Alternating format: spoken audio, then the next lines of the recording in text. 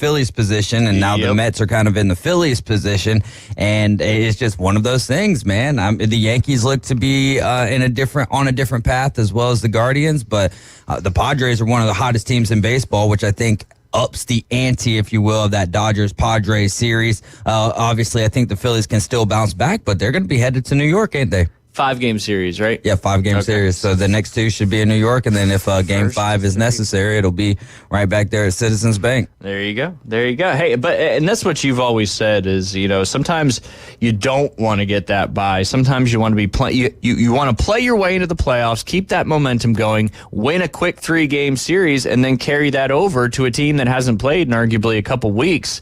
And sometimes it's about playing hot baseball at the right time, and the Padres seem to be doing that, no doubt.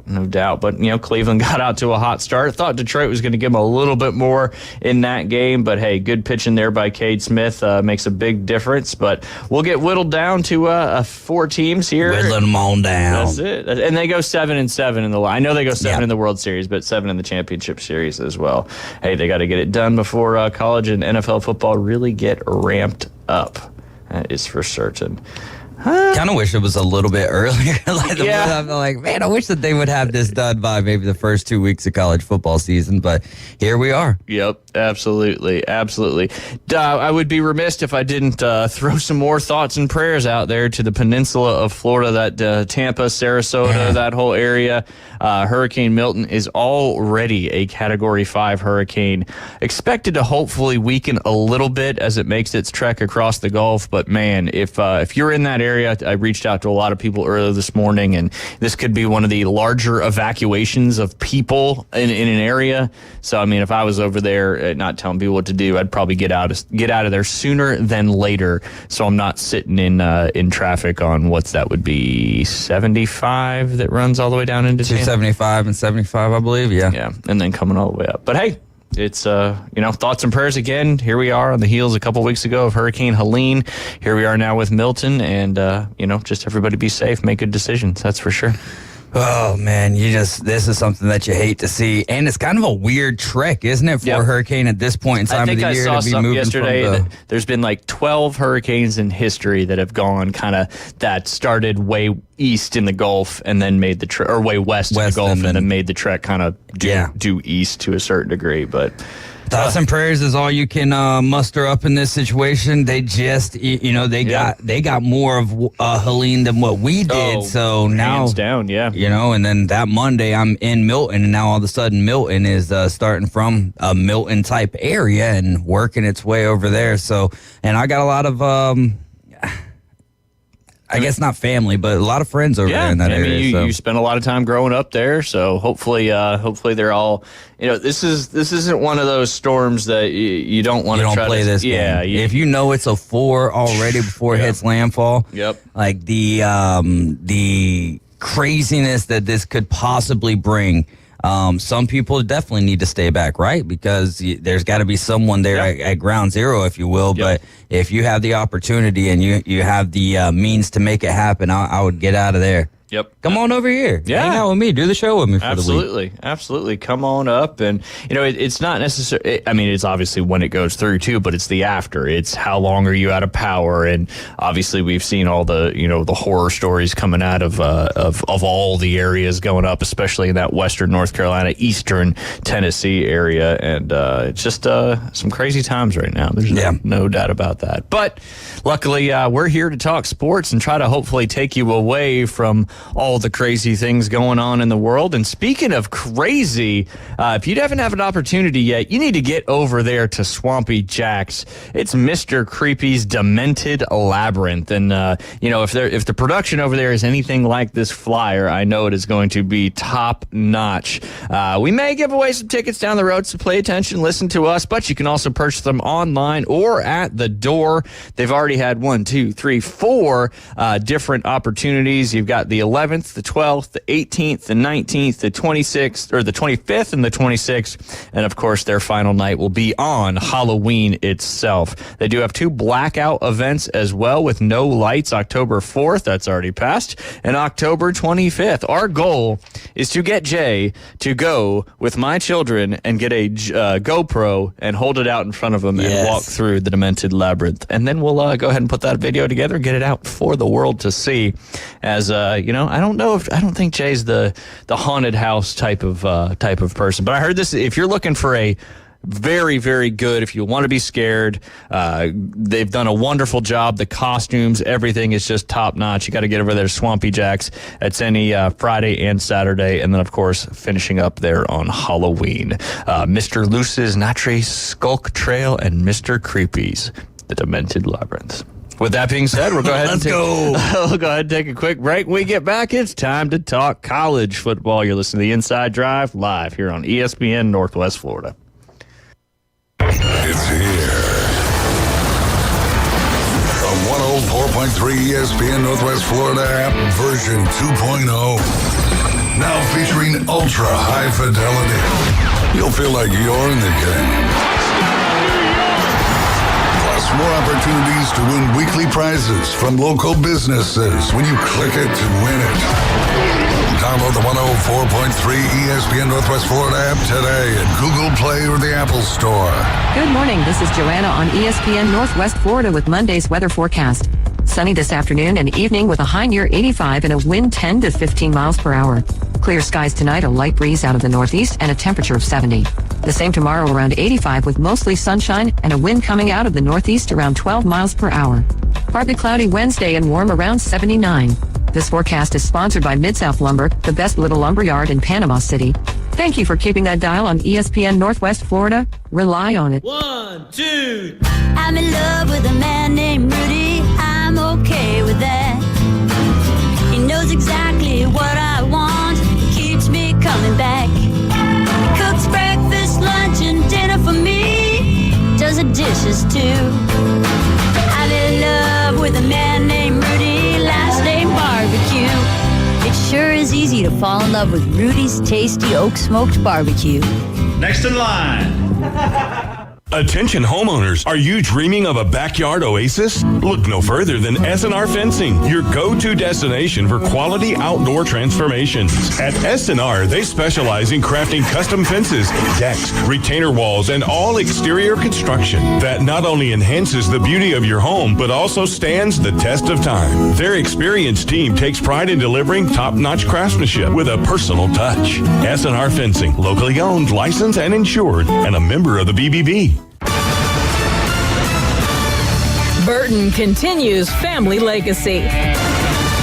I'm Susie Armstrong. The story next on NASCAR Today. Hey, Dave, we need your truck to help us haul our camping gear. Sure, but it's not a truck. It's a Traverse. Introducing the first ever Chevrolet Traverse Z71 with best-in-class max cargo volume and standard best-in-class 17.7-inch diagonal touchscreen among 3-row SUVs. It's the perfect companion on any trip. Make the most out of life's adventures in a Chevy Traverse. Chevrolet. Together, let's drive. Based on latest available competitive data with rear seats folded flat. Cargo and load capacity limited by weight and distribution. eBay Motors is here for the ride. Go ahead, feel your engine. Admire that perfectly installed exhaust. Your vehicle's moving along this freeway like it was made from fresh installs and a whole lot of love. With eBay Motors, you get over 122 million parts to keep it running. And with eBay Guaranteed Fit, they'll be the perfect fit every time. Plus, at these prices, well, we're burning rubber, not cash. Keep your ride or die alive at ebaymotors.com. Eligible items only. Exclusions apply. Harrison Burton added to his family's legacy at Daytona International Speedway, winning Saturday night's Coke Zero Sugar 400. The 23-year-old not only captured his first NASCAR Cup Series win and qualified for the playoffs, he also notched a milestone for Wood Brothers Racing with their 100th series victory. Afterward, Harrison's father, NBC analyst Jeff Burton, shared the significance of the accomplishment. It's incredible. Everybody put so much effort into it, and to see, to be in this victory lane, this Daytona, right? And Ward won the 500, I won the 400, now Harrison's won the 400, and it's Daytona, it's Cup, it's a huge night. I'm Susie Armstrong. This is NASCAR Today on the Motor Racing Network.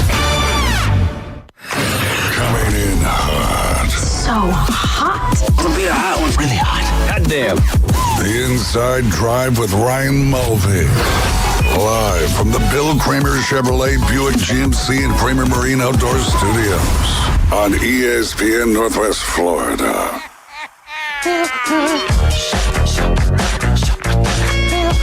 And we are back. You're listening to the Inside Drive live here on ESPN Northwest Florida. Heard that little NASCAR update. I saw Ryan Warren. He posted some stuff looking good. He sent me a little video of the first lap up there at the Yellowwood 500. So, just always good to see our winners head to the destinations and have a great time. Looked like it was beautiful up there yesterday for the Yellowwood 500. Yeah, Sportstober. I totally forgot that. Not forgot. Like I've got like a little NASCAR app that kind of keeps me up to date on what's going on. But it's like, yeah, okay. They're in the middle of the playoffs, but we got some football going on. Man, and football indeed. Just not only in NFL, but man, college. Wild weekend. Started off Friday night. Of course, Oregon got their victory 31-10. And that little field goal there at the very, very end of the game as the clock expired for Michigan State pushed it to not covering the spread. So I don't know if that's a bad beat or not, but depending on if you had Michigan State, plus I believe it was 21.5 as it closed. Obviously, they covered it by a half, and if you had Oregon minus 21.5, you ended up losing that one by a half. But the craziness got started on Friday night with Syracuse taking UNLV to overtime. Each team added a field goal in the first overtime period, and then the second time you had the field goal by Syracuse to go ahead and win that game. Kyle McCord, former Ohio State quarterback, threw 63 times in that ball game for Syracuse. He completed 40 passes for 355 yards and 3 touchdowns. UNLV had a short debut there, but now they're bounced all the way down I think I'm sure they're out of the top 25. Now we'll get to that in just a few moments.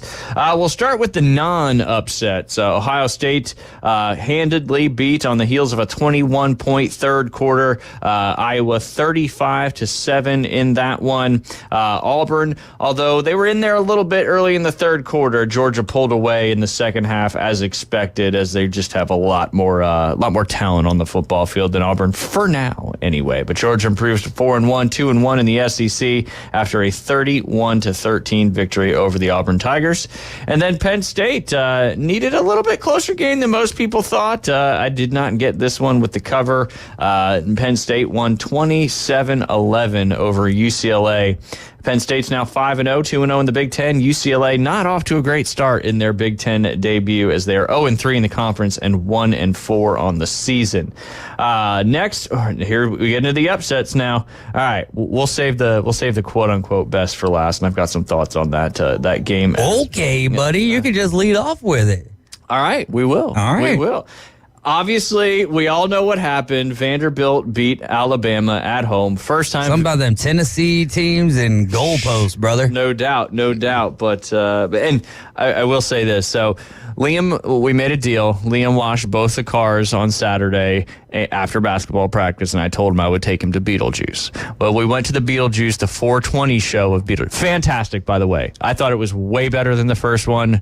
Kind of made you think, and it was really good. But anyway, so we watched the first half of the Auburn game, which was close, but then you knew they'd pull away. So weren't really watching the Alabama game. People were kind of texting me and stuff throughout the movie. I was kind of paying attention to it. So we got out of the movie about early in the fourth quarter. So he was watching it on the phone on the way home, and then of course we got home and saw the ending of that one. But man, crazy stuff. First time Alabama or Vanderbilt has ever beat Alabama or a number one team in general. Number one team, yeah. First time they beat Bama since sometime in the 80s. 84, I think. 84, the year year before I was born. So it had been a long time. I will say it was pretty cool. I loved the post-game interview from the quarterback. I love the fact that they carried the goalpost down Broad Street, very Nashville style. And then, of course, it made it into the Tennessee River. And I believe some firefighters got it out as well. But I will say this, and then I'll let you talk about it a little bit, David. If this was any year but this year, that loss would be absolute. Now, is it a good loss? No, it's a terrible loss. You should never, ever lose to Vandy. However, the season is not over. If this was last year, yes, that loss would be devastating. Y'all would have dropped, I don't know how far. Your playoff chances would have been really, really challenging at that point. However, this is probably the biggest unimportant upset because of the way the new playoff format is. If you guys just take care of business the rest of the season, you'll be in the playoffs, and now maybe you'll actually host a playoff game in Tuscaloosa for the first time ever in history. I had a better line on that. Most unimportant. What did I say? Meaningless. Meaningless is what I said. Yes, this is one of the biggest meaningless upsets ever. Just because, I think that it's a very meaningful upset. Well, it's a meaningful upset for Vandy. For Vanderbilt. Absolutely. I also, we've kind of seen shades of Vanderbilt. They could be technically 5-0 right now if they don't lose to Georgia State and then they pull it out in overtime against Missouri. Yep. So they're playing a better brand of football. And here's the thing.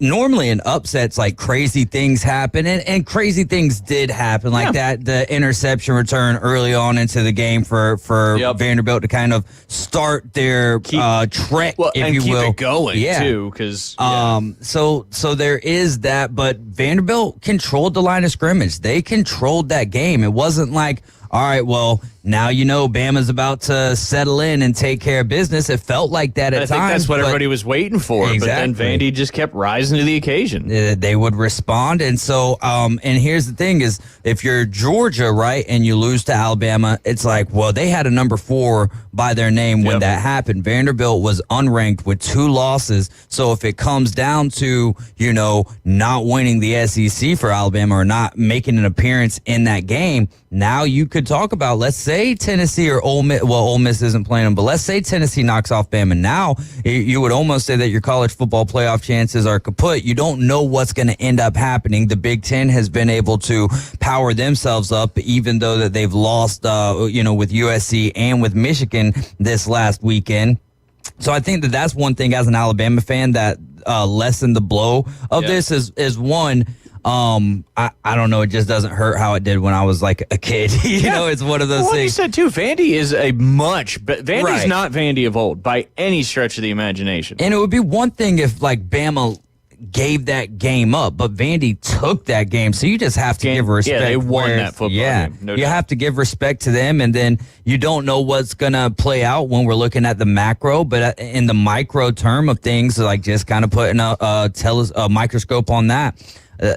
Good job, Vandy. Yeah. I mean, and a great text here from Brad. He says, historic Alabama freshman wide receiver Ryan Williams is the youngest player in college football history to lose to Vanderbilt. I love it. I love the razzle because the only thing I can say is, well, dang, like it's, I don't have any other words. Congratulations to Vanderbilt. They played their tail off, and we'll see what ends up happening. But now it's on to South Carolina. And then there's so many Bama fans who's like, fire Kalen DeBoer. You weren't saying that last week. Yeah. What? Listen, the coaching staff could have been much better in this game, right? But that's not any type of close to grounds determination for that man's job. Now, if he makes this a habit of losing to Vanderbilt, then he won't last very long here. But we'll figure it out, man. Auburn lost too, so it's like, all right, we're good. We're on the same page. Yeah, no doubt. We were expected to lose, but that's okay. But and getting back to the point,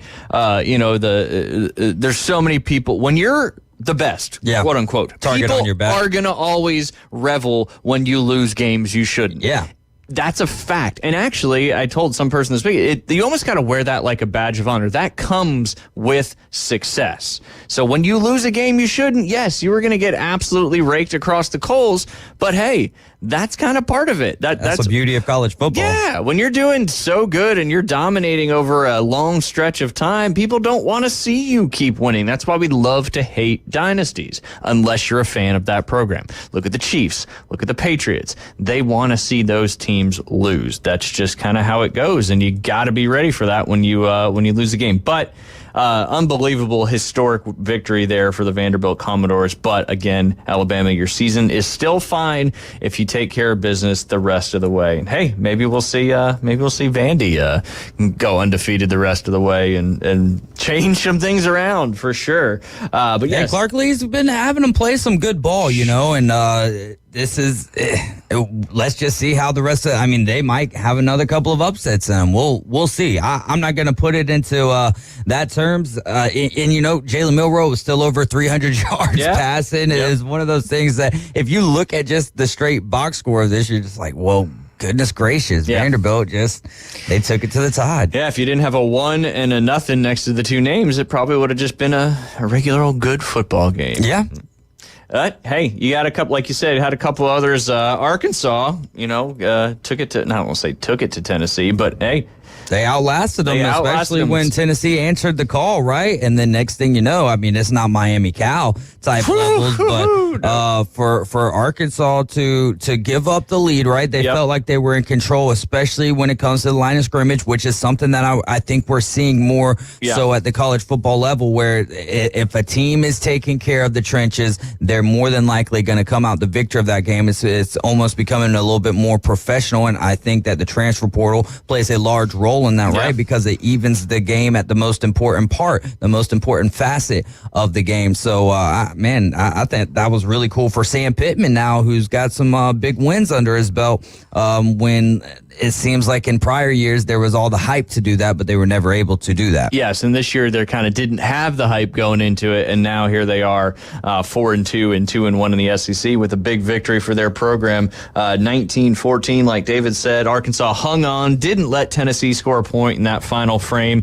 They scored 9 to come back from a 14-10 deficit and to win a huge football game for their program this past Saturday. And then getting to the game you talked about, the nightcap game, the Miami Cal game. First off, if you didn't watch College Game Day in Cal, I was thinking it was going to be lame. It was probably one of the most exciting College Game Days I've seen in a while. The kid makes the $100,000 kick. How about that? They get $600,000 to hurricane relief, and crazy. And he did it in vans too, slip-on vans. That kid's kicked some field goals. Now, do they normally get multiple chances like that? Yeah, it depending on how Pat's feeling. Okay. Yeah, okay. So it really just goes. It depends on Pat. Yep, and he. So if you come with a good attitude, more than likely you're going to get another shot. But if you act pompous about it, then him as a kicker is going to be like, yeah. Or if you act pompous and you kick a terrible first one, he'll have you kick another one just to kind of embarrass you as well. But hey, kicking field goals is not easy. No. We had to have our punter do it yesterday for the Niners, but that's neither here nor there. We'll get to that later on. But yes, with 8 minutes and 6 seconds left in the third quarter, the California Golden Bears were up 35-10 over the U. The final score in that football game, 39-38.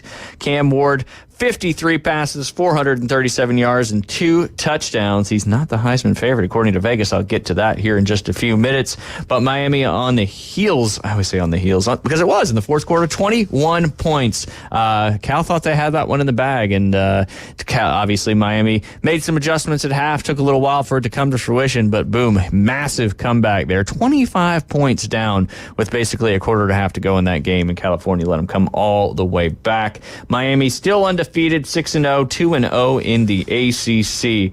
Obviously, the Vandy upset was a big surprising one, but this one I think probably fair as well. And maybe Eli Drinkwitz and Brady Cook in Missouri aren't as good as we originally thought going into the season. They travel down there to College Station and get absolutely shellacked, 41-10. Weren't ever in that football game. Never 1 minute asides before that ball was kicked off. And pretty surprising there. and it wasn't. And Connor Wegman was a game-time decision. Yeah. He comes in, didn't throw a touchdown pass, but didn't really need to. Moss for Texas A&M had 3 touchdowns and 138 carries, and Texas's defense looked fantastic in that football game. So Missouri gets knocked out on a big victory. We'll go through our pick'em tomorrow because Jay's not here today, but I'll do a little foreshadowing. One of us picked Texas A&M, and you and me did not. And Jay was actually a 1-0 start, and we were 0-1 in the pick'em this past weekend. So good for Jay. Over there on the Big Ten side of things, Washington gets a little revenge from the national championship last year. They won 27-17 over the Michigan Wolverines. Michigan kind of a little bit up and down right now, 2-1 in the Big Ten, 4-2 overall. Winning some games people thought that they wouldn't, and losing some games that people thought they shouldn't. Also on the Big Ten side of things, another surprising loss. USC traveling up to the Golden Gophers in Minnesota and losing that football game after having a 7-point lead going into the fourth quarter. Minnesota scores 14 points. USC scores none. Minnesota upsets the Trojans 24-17. Ole Miss took care of business up there in Columbia, 27-3. South Carolina really couldn't get anything going in that one. Tougher opponent coming in, or I think is it at Tuscaloosa? Ooh, I think I got it right in here. Columbia. Ooh, the green means home. I believe. So it's yes, in Tuscaloosa. It's in Tuscaloosa. The Gamecocks traveling back home. I wouldn't want to be South Carolina in this game after that happened to Bama. That you don't want to be on the backside of the butt whooping. You don't, but also like you said, man, for South Carolina, they could treat that game bigger than the way that they acted in the game against Ole Miss. Yep. So you never know what you're going to get on any given Saturday, man. No doubt. It was one of those things, just with the Miami Cal game, I fell asleep, man. I was trying. Late. I think everybody woke up, looked at their phones, like, what? Yeah, that's exactly what happened, man. Oh, man. That's why you can never count anybody out. There's one team you can count out, though. That's the Florida State Seminoles. 17 points given up to Clemson in the first quarter. They weren't coming back from that one. 29-13, the final score in that one. Clemson's 3-0 in the ACC, 4-1 overall. Florida State drops to 1-5 and 1-4 in the ACC. They need to right the ship a little bit. Something. I don't know. I don't know what the rest of their schedule. I guess I do. Let's see. They go at Duke, at Miami, home against UNC, at Notre Dame, Charleston Southern, and then the Florida Gators. They might have 2 or 3 wins on there. I would hope Duke, maybe, and UNC, and it better beat Charleston Southern. But hey, if they don't beat Charleston Southern, then that's when maybe Norvell gets told bye bye. I don't know if you can do that again. Like we mentioned, he had such a great year last year that I don't think that there's anything that could happen. They but did it to Gene Chizik at Auburn. There's no way that you don't start out the next season with your. It may not be. Yeah, it's got a heat warmer. Or it's got a seat warmer on it. Yeah, at the very least, I would say. But we'll see how it all plays out, man. Yep. Billy Napier, right? He just took care of business against UCF. Maybe he's still going to be there as the coach of Florida next year. That's it. He's doing just enough. Who knows? They got a rough stretch coming up here. That's for sure. Didn't realize we went over a little bit there. We got to go ahead and take a quick break. When we get back, we'll dive right back into our college football from this past Saturday. You're listening to Inside Drive live here on ESPN Northwest Florida. Only 104.3 ESPN Northwest Florida could bring sports fans like you an app this powerful. The sports content you crave is always on. Live stream us everywhere you go. Now with upgraded programming and live game schedules, you'll always know when the Atlanta Braves and your favorite games are playing. Plus, interact with our local hosts in real time and so much more. The new app for the sports fanatic is available at the Apple Store and Google Play. From 104.3 ESPN Northwest Florida. Dat Cajun Place is your LSU and Saints football headquarters. Saints and LSU fans, wear your team colors and score a free Jell-O shot when your team scores a touchdown. Only at Dat Cajun Place. Get $5 pitchers on select draft beers during all live football games. Catch all the games at once with the NFL package on 27 large TVs at Dat Cajun Place. And the best wings on the beach. The locals' favorite, Dat Cajun Place. Reliable Copy Products is proud to be the exclusive dealer in Northwest Florida for Kyocera office equipment. Reliable Copy Products has been committed to providing professional, personalized service for the last 35 years. They understand that the right equipment does not always fall within today's budget requirements, so they offer several options for the equipment you need today for the growth you expect tomorrow. Call James Smothers at 784-6601. 784-6601. Reliable Copy Products on Harrison Avenue, just north of Bay High School. At Brock Lawn and Pest Control, we're proud to be awarded the distinction of being Quality Pro certified. Our technicians have passed rigorous training in eco-friendly application and prevention of pest treatments. Part of the program is the practice of integrated pest management. IPM's goal is to prevent pests from ever entering your home. It includes inspection, prevention, education, and, when necessary, application. We're proud to be Quality Pro certified. Brock Lawn and Pest Control, the standard and level of trust.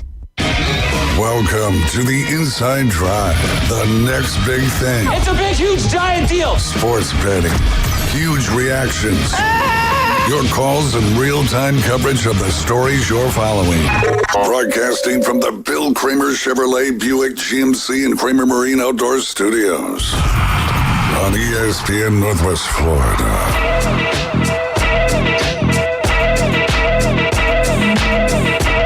And welcome back. You're listening to the Inside Drive live here on ESPN Northwest Florida. Don't forget, big Mosley football Niceville coming up this Friday, kickoff 7 p.m. Free tickets for military, free tickets if you wear your youth sports jersey.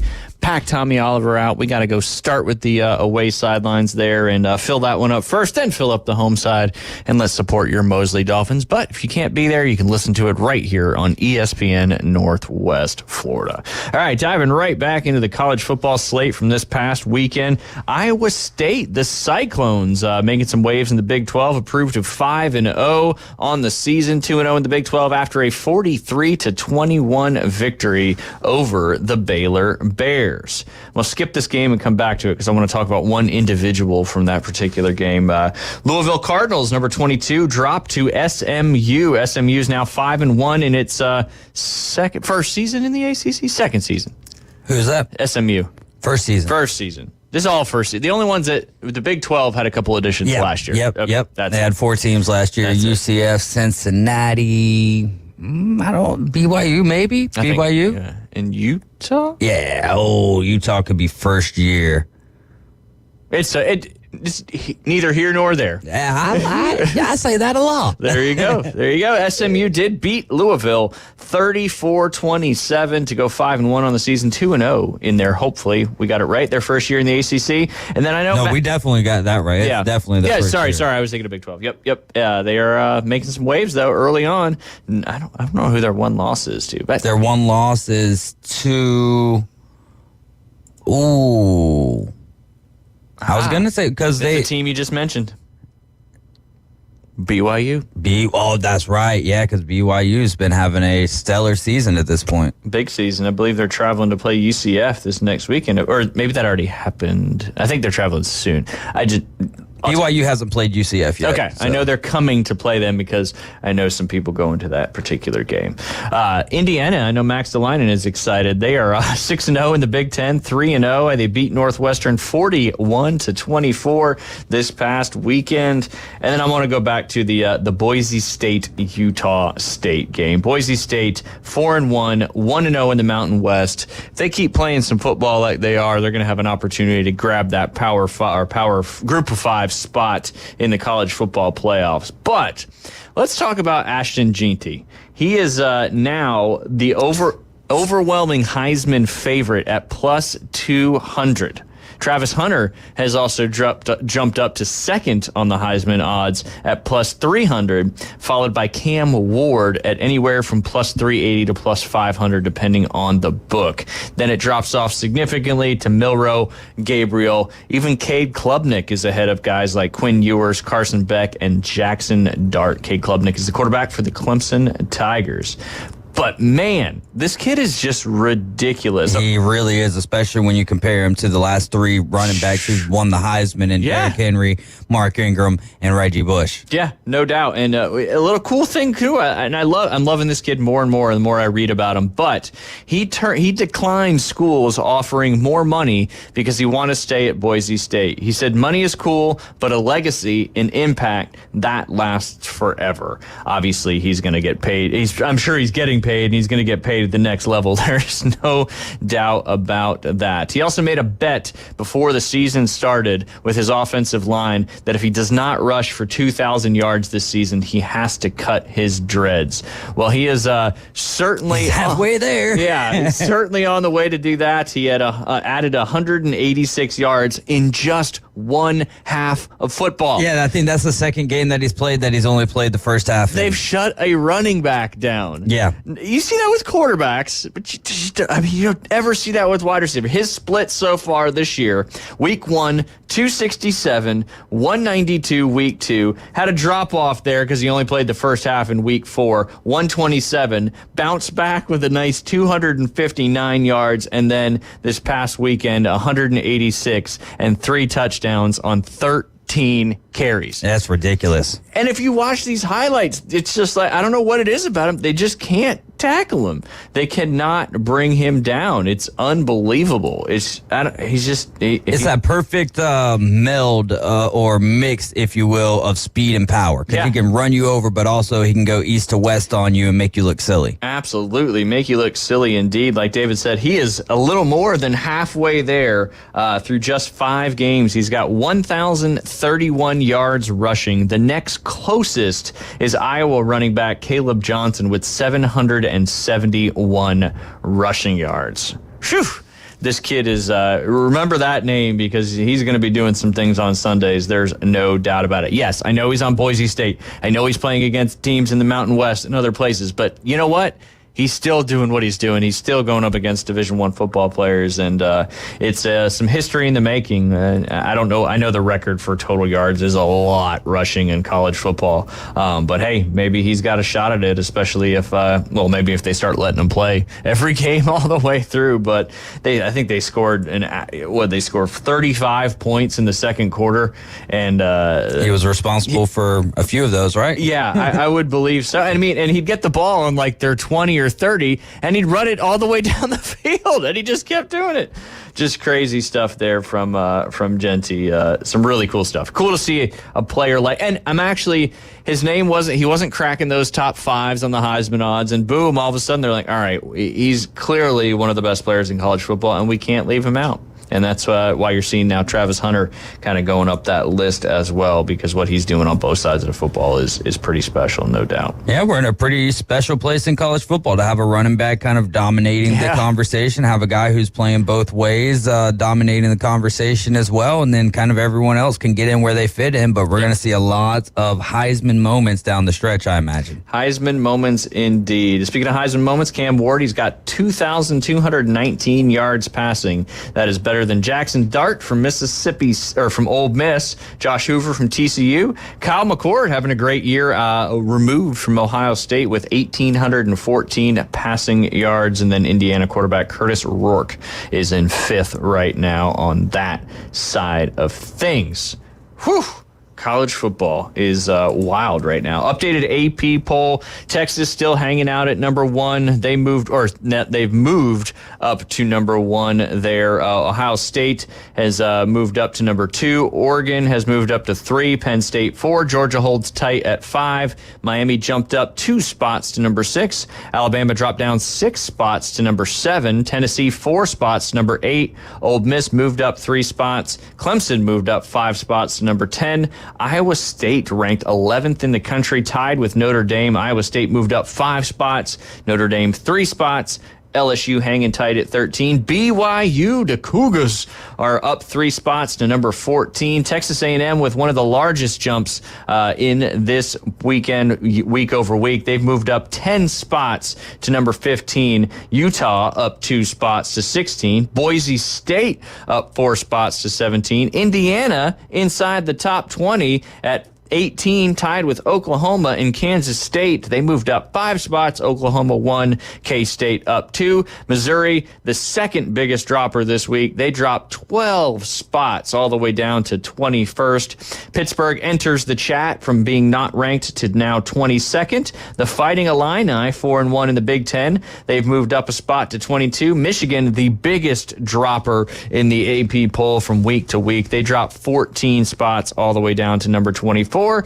And as we mentioned, the Mustangs entering the top 25 poll in the 25th spot. Dropping from the rankings, UNLV, USC, that's actually the biggest drop. That would be technically 16 plus spots. And Louisville as well dropping out of the AP top 25. Yeah. Interesting.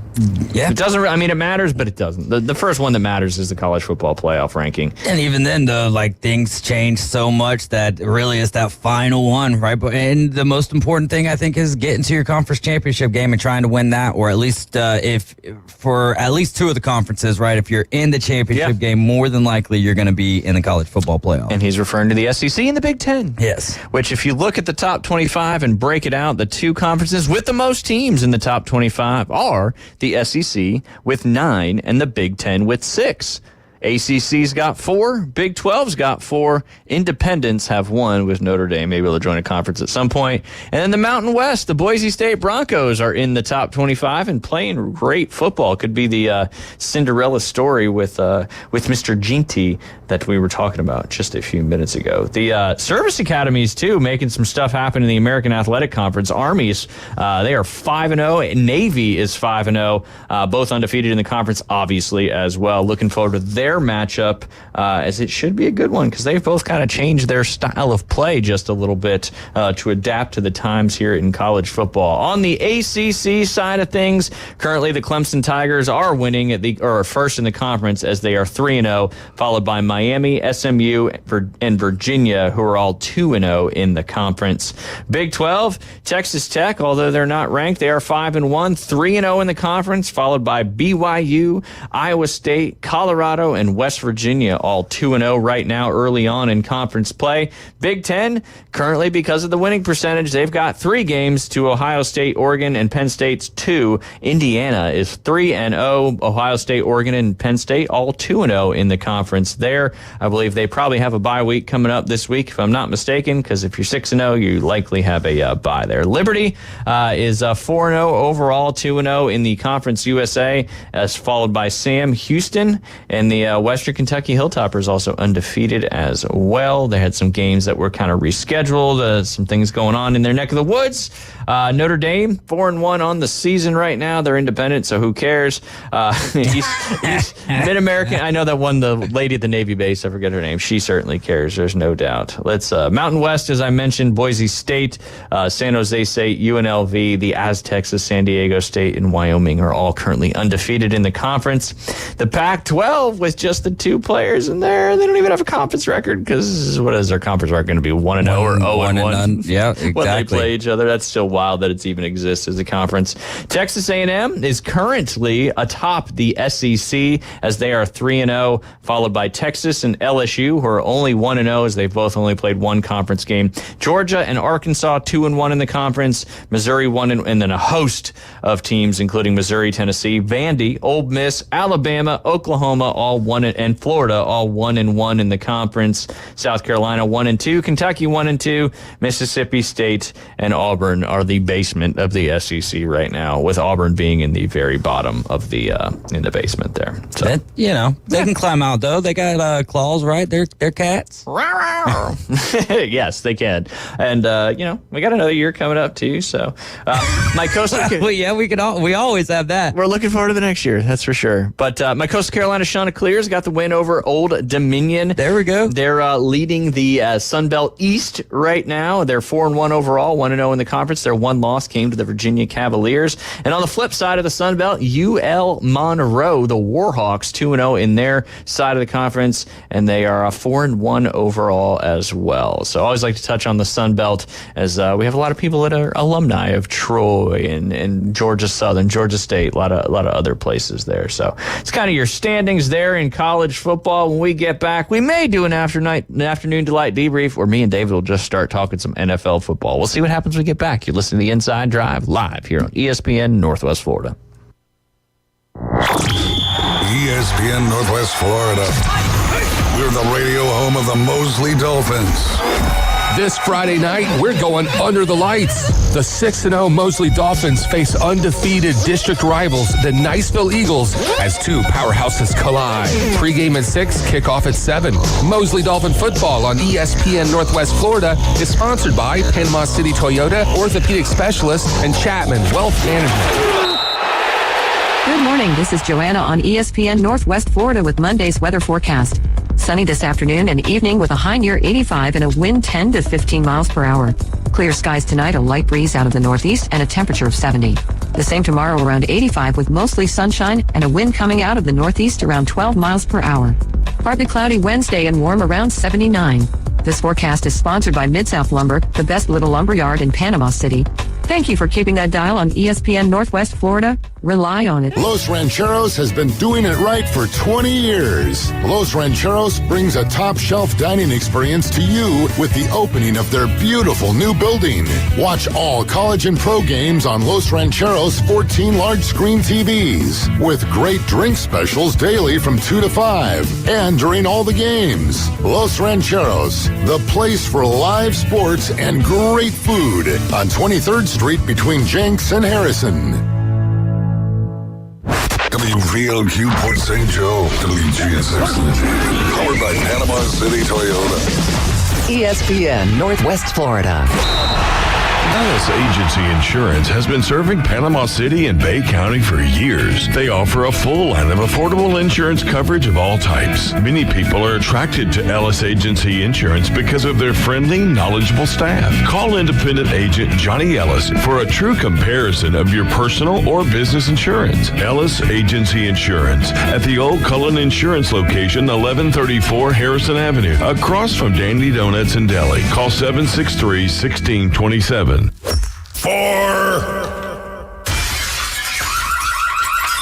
Don't mind me. I'm just playing through. Now back to the Inside Drive, live and local from the Bill Kramer Chevrolet Buick GMC and Kramer Marine and Outdoor Studios. ESPN Northwest Florida. Sky rockets in flight. Afternoon delight.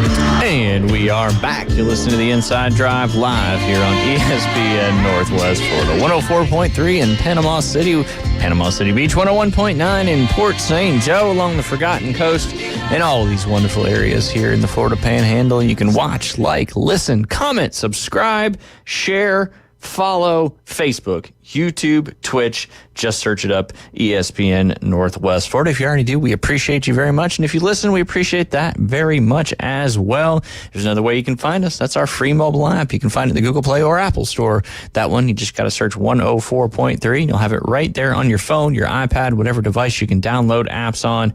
And if you're not going to be able to make it over there to Mosley and Tommy Oliver Stadium on Friday night, you can listen to it right there on our app. Just got to search it up and find it and download it. If you already have, thank you very, very much. We appreciate your support and all that good stuff. You can also head over to ESPNPC.com, click Listen Live. And while you're there, if you're looking to cut the cord or be done with your expensive streaming services, KHS TV is the best way to go. $40 a month. You see that little TV icon, click on that. You can just pull up the app on any of your smart TVs. Even if you have a smart TV, just put in that little Amazon Fire Stick there, and you'll be ready to rock and roll. $40 a month, $480 a year. Some people may pay more than that a month to watch, like, listen, comment, subscribe, share, whatever else it may be. But hey, that's KHS TV, $40 a month. You can't beat it. It's got all the pay-per-view stuff as well. I think there's a big UFC, or there was a big UFC fight. Maybe there's Twas indeed. Maybe we'll talk about this week. I'm not watching UFC during football season no more. It just goes by the wayside. Well, it just the last one that I wanted to watch it. It ticked me off. I was like, I'm done with it. I'm done with it, during you could be my entertainment outside of football season. Got enough entertainment. Yeah, I do. I got baseball season's going on. It's Sportstober right now, so you got a little bit of everything. Sportstober, WNBA playoffs, NHL gets started tomorrow. Technically already started too, right? Technically, with your guys. Yeah, technically it did over there in Prague, right? Yeah. Yeah. The Czech Republic. Czechia. I can't keep up with all its names. Just figure out what you are, man. Just don't call it Czechoslovakia. Yeah, no, you get smacked on the hand for that one. That was not that. Yeah. Look around here and get us in trouble.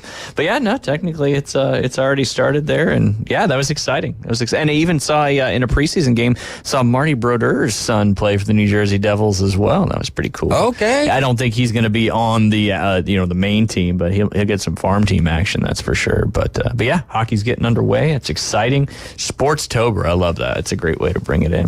Yes. It's also a great month to get out there on the water. And we want to thank our studio sponsor. That's Bill Kramer, GM, and Kramer Marine and Outdoor, right there at the corner of Frankfurt and 23rd Street. They got lots of new vehicles. If you drive out past it, there's a million of them. You go check it out. 25s are in, 24s need to come out and beyond. Trade-in value still super high.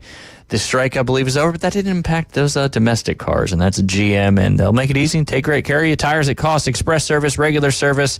You still got a few more months to do what you need to do to get it at tax write-off if you own your own business. 6,000 or more. There's a lot of them over there that weigh more than 3 tons. Just find a great salesperson over there, and they'll make it easy and take great care of you. And maybe the wind will lay down a little bit.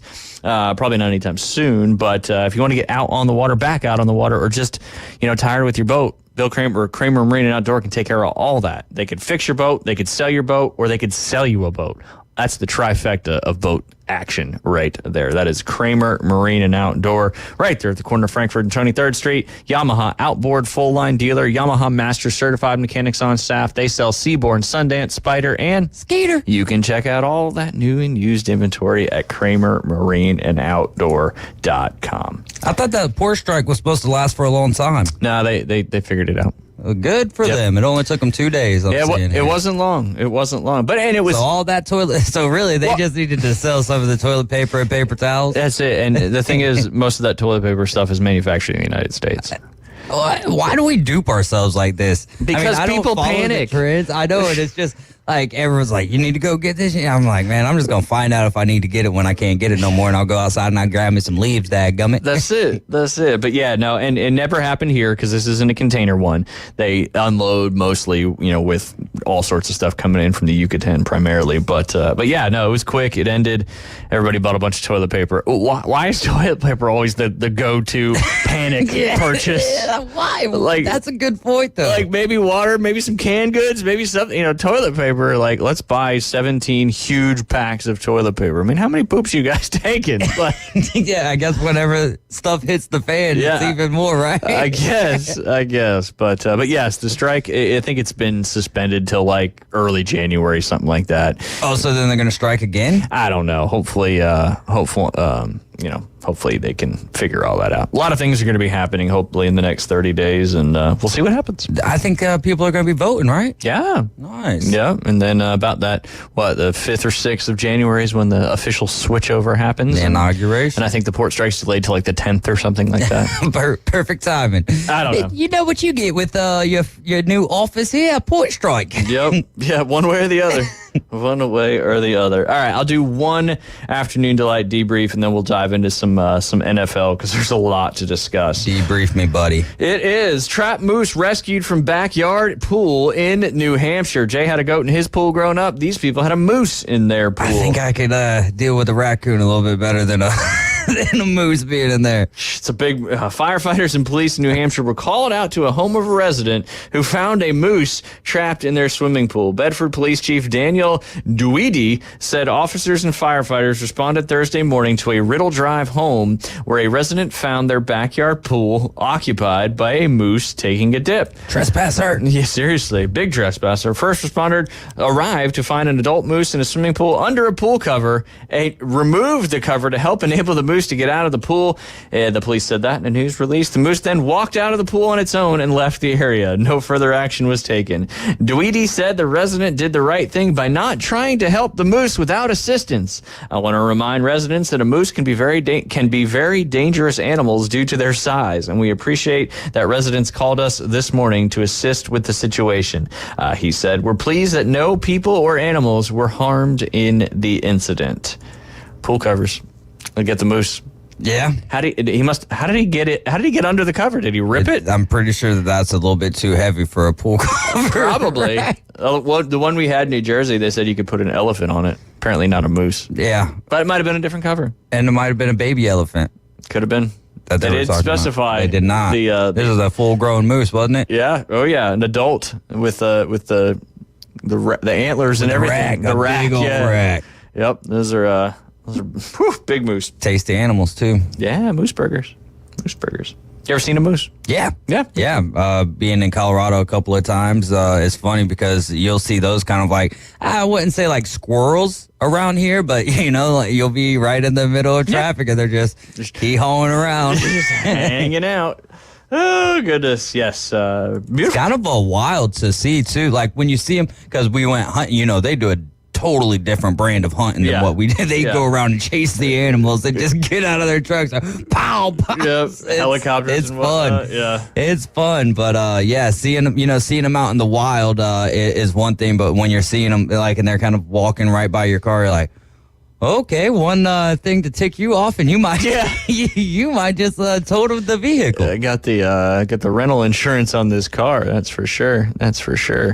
Oh, all right. Let's talk some NFL action. Let's do. And I did just get some news come across my phone that said Raiders want to move Davante Adams within the next 48 hours. Let's go. Content, baby. Saints or the Jets? Saints or the Jets? That's I don't know. I think Do you think all right? Saints, Jets, or the field? Ooh. That's tough because Pittsburgh, I think, may be in the mix more than New Orleans. Okay. Simply because after last night, they need another receiver. Yeah. And the Bills need another receiver, too. Oh, the Bills could definitely use a guy like Davante Adams. Both of those two teams, though, right, have with the Buffalo Bills, they moved on from Stephon Diggs, signifying we're going to be a team-first organization. Not one person is going to come in here and be more than what the Buffalo Bills are. And I think that at times the emotions of Stephon Diggs had him feeling like he was the Buffalo Bills. Yeah. And you look at the Steelers, that's exactly how Mike Tomlin runs that organization because you go to Antonio Brown and Le'Veon Bell, and it was like, all right, once you're going to cause a disturbance. So can Davante Adams go to these squads? Because I don't feel like he just doesn't want to play there. Yeah. He doesn't want to play for the Raiders. Normally, he didn't hold out. Yeah. He didn't do any of that stuff. He's like, can you trade me? Yeah. You guys would be better without me, and I would be better somewhere else. Yeah. And so the Steelers would be fun. The Bills would be fun. I mean, I think like a team like the Ravens, if you're having the season that you're having and then you just kind of walked into a win the way that you did yesterday, I don't see why you don't get on the phone and at least see, is there a possibility of bringing Davante Adams to Baltimore? Because if so, now we're maybe the most dangerous team in the league, and you already have the most dangerous rushing attack in the league. No doubt, without question on that side of things. Yeah, I think if you said Saints and Jets, I think I'll take the field on that one. Okay. What do you think? I'll take the Saints and the Jets. All right, I like it. It's like I don't know what the field would be. Probably, we'll call it plus 300, and we'll give the Jets plus 150, the Saints maybe plus 200. All right, that's fine. And if I were to have to pick a team, I think Aaron Rodgers would do more complaining than Derek Carr for them to get Davante Adams over there. And let's talk a little bit about Aaron Rodgers here as we recap this game from London. The Vikings now improve to 5-0 after beating the Jets 23-17. Not a huge game for Kirk Cousins. Did enough. I don't think he had a touchdown pass. I want to say he threw one one interception yeah. as well. But the Jets tried to fight back in that game, but just too little too late. Aaron Rodgers throws 3 interceptions, including what looked like, I guess, a back shoulder throw. Oh, and the one just that Stephon dropped Gilmore. right into Stephon Gilmore's lap. Yeah. That was not the greatest throw, but he threw the ball 54 times in that game, and they've only rushed the ball 14 total times. Breece Hall, if you're a fantasy owner of Breece Hall, what are you doing right now? You're like, man, last week I think he had 4 carries for 10 or 10 carries for 4 yards, something like that. This week he's got 9 carries for 23 yards. It's hard to beat football teams when you don't have a running game, and they need to kind of figure out that balance. But is Aaron Rodgers, is he past his time? He's definitely past his prime per se, but is he past his time? I don't think so. Would you? All right, they're 2-3 at this point. The Jets are. They beat the Pats and the Titans. The Patriots and the Dolphins, and who else is in that division? Bills. Yeah. All right. So the Bills have struggled back-to-back weeks now. Could you make the argument that if the Jets and the Bills play, that maybe the Jets could eke one out? Yeah, I think so. The Pats and the Dolphins we saw. That's. Anytime you see the Patriots, the Titans, or the Dolphins on the field, go ahead and expect some of the worst football for you to lay your eyes on. It's not pretty. Although my Niners played terrible in the second half. So. And kudos to the Dolphins for getting it done yesterday. Jacoby Brissett and the Patriots had 2 opportunities late in that game to kind of put it away or go back up on top, and it didn't work out. For me, it's just when guys are great, it's just like Matt Stafford. I'm not going to count him out all the time, just because he's going to have moments. And when someone misses a full season of football, we're not going to see the best. In fact, it's been a long time since we've seen the best version of Aaron Rodgers. However, if the defense can start clicking, all right, Garrett Wilson, right? That's been one of the big topics of conversation. I think that was unlocked yesterday. Yeah. So, and the Vikings are a really good football team. You don't get to 5-0. Their defense is fantastic. Absolutely. You don't get to 5-0 in the NFL without having without clicking almost on all cylinders. I'm not saying that they're clicking on every single one, but the defense is playing great. Sam Darnold is much better than serviceable, and they're able to run between the tackles as well. So the Vikings are a fun football team, man, and you can't. I don't know. And the Vikings are also undefeated over there in London. So for me, it's still letting the cake bake on Aaron Rodgers. I don't know if that's the smartest decision, but again, I'd rather not count him out and then he proved me right rather than count him out and then just like everyone else is going to be proven wrong, because I think that he's still got enough in the tank to lead the Jets at least to a playoff spot. That's why I think you taking the Jets or the Saints is probably good, because Devontae Adams would make a huge difference on that football team, simply because I feel like Aaron feels like this is it. I've got to win, and I think he's forcing a lot of throws and trying to make plays happen more so than take what the defense is giving him. And I don't know if that's because he hasn't played in a whole year, or he's just feels the pressure being on this Jets team that, look, we're expected to win each week. And kudos to the Vikings. Didn't have their best game offensively, but guess what? They still won that football game, and the Vikings are one of 2 teams, and we'll find out tonight if that other team can stay undefeated. Caleb Williams had had a really nice game.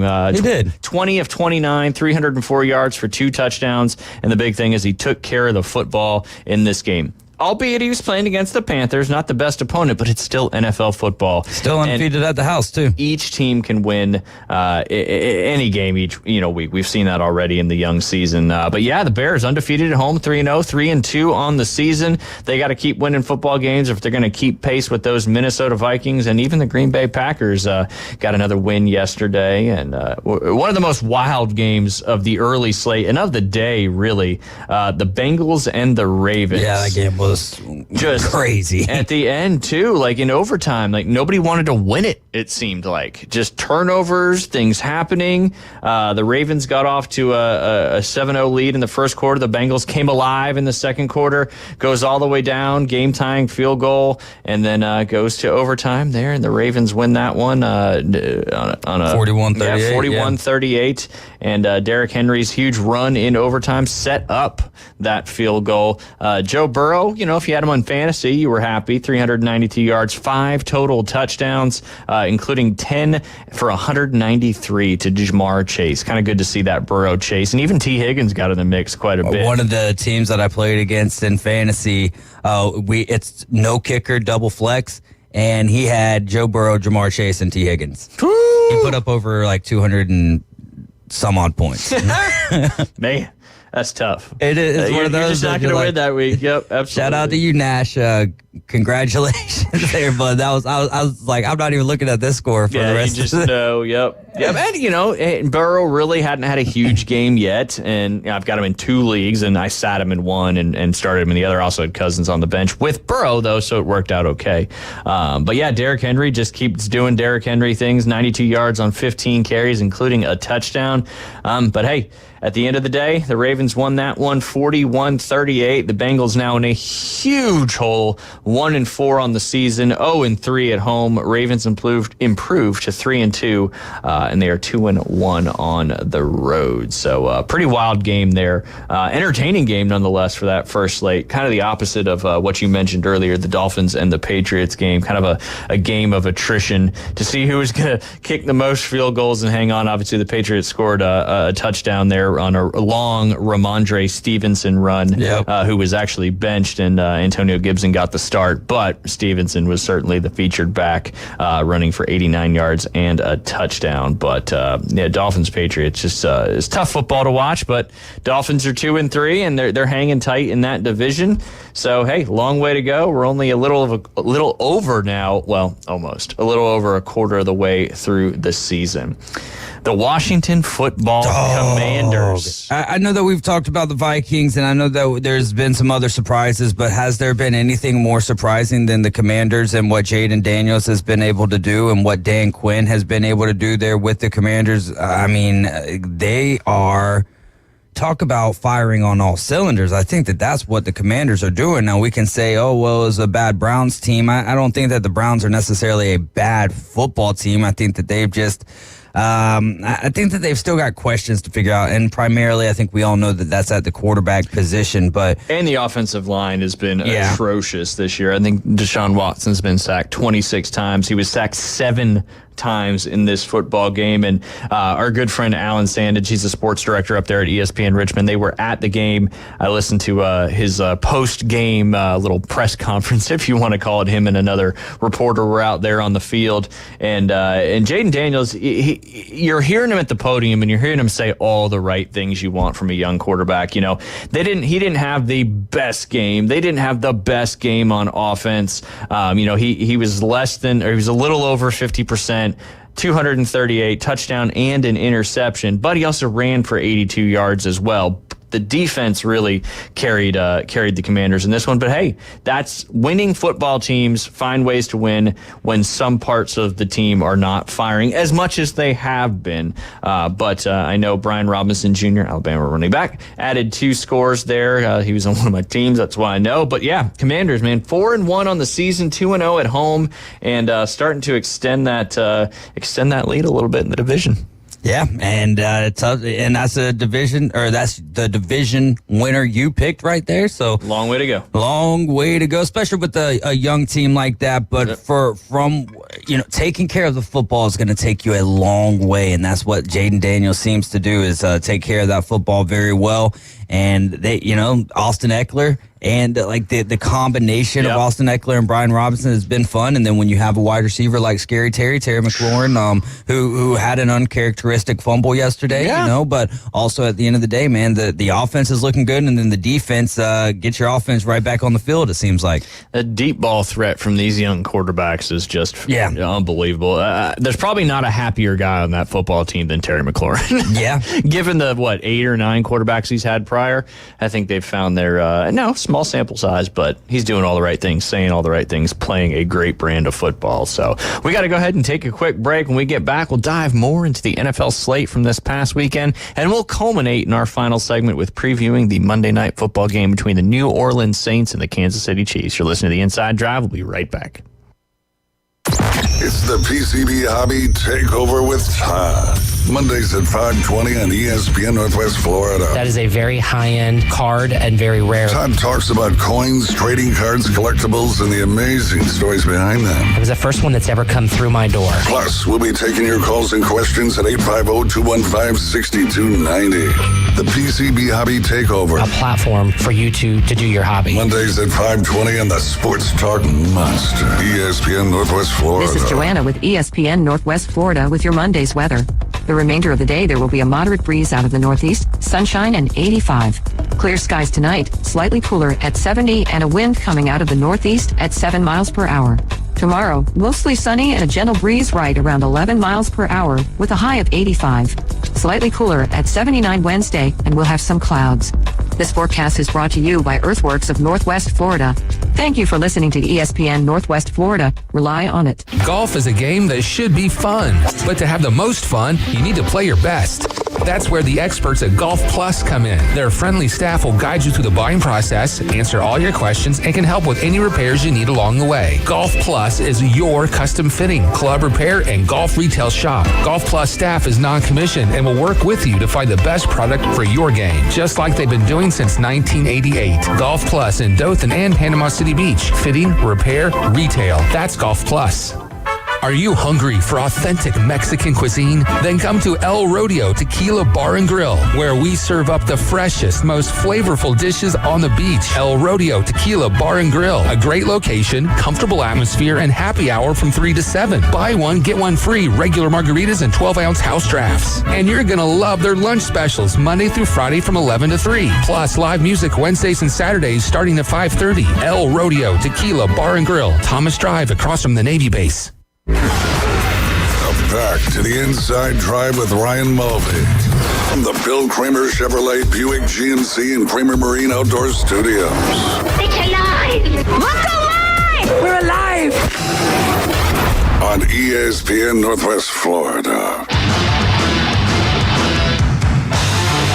And we are back. Listen to the Inside Drive live here on ESPN Northwest Florida. Your home for the Auburn Tigers, which I believe they're on a bye this week, if I'm not mistaken. I think so. Yes, and then they'll get back at it on the road against Missouri, Kentucky, and then home against that powerhouse Vandy, and they'll roll out the rest of the season until they play that Iron Bowl against the Crimson Tide. But I really hope Vandy beats Auburn. And what is that called? There's a name for it, like when one team does one thing to another team, but you can't make like that correlation. Yeah, but there's like an inference or something like that. I don't know exactly the word, and you can never do that because it's just that's not how it works, right? And the logical brain tries to always do that because if that team beat that team. And that team beat the team that they got beat by, then they should be just don't play out like that there, Ralph. Nope. Every game is independent of itself. Obviously, there's some trends and stuff like that, but yeah. Anyway, getting back to the. You know what would be really awesome is I'm looking at the Auburn schedule, and so November 2nd, you've got Vanderbilt and Jordan-Hare, and then you have ULM. 14 days away from that, so they have a bye in between Vanderbilt and ULM. Great place for a bye right there, right? Yeah. After playing that juggernaut Vandy, you got to rest up. Yeah, no doubt. But those are the two most embarrassing losses for Alabama in since Nick Saban took over, right? In his first year, he lost to ULM. And then, obviously, Kalen DeBoer here in 2024 lives into Vanderbilt. So it's like, hey, if those two teams can take care of business against Auburn, I'll be happy. Yeah, there you go. There you go. Hopefully, you guys don't lose anymore. What would you say? What would you say to a fan of Alabama that said Nick Saban would have never let that happen? I would say that you can't necessarily. Yeah, how can you say that? I would say that there's been little issues that you see, like this team is not anywhere near as disciplined as what they have been, but you got to give it up to Diego Pavia or whatever, on the game that he played. You really have to give more credit to Vanderbilt than anything in this game, and I wish that's what Alabama fans would kind of look at is, all right, listen, you cannot discredit this loss, you can't say this is all on Bama. You just have to give credit where it's due to Vanderbilt, and then you just move on. But to say that Nick Saban would have never, he lost to ULM his first year, so he would have never done that. I think that that's a far cry from reality. I think that even there's a reason why he left, and that's because it's harder to rein these young kids in the ways that they used to do it.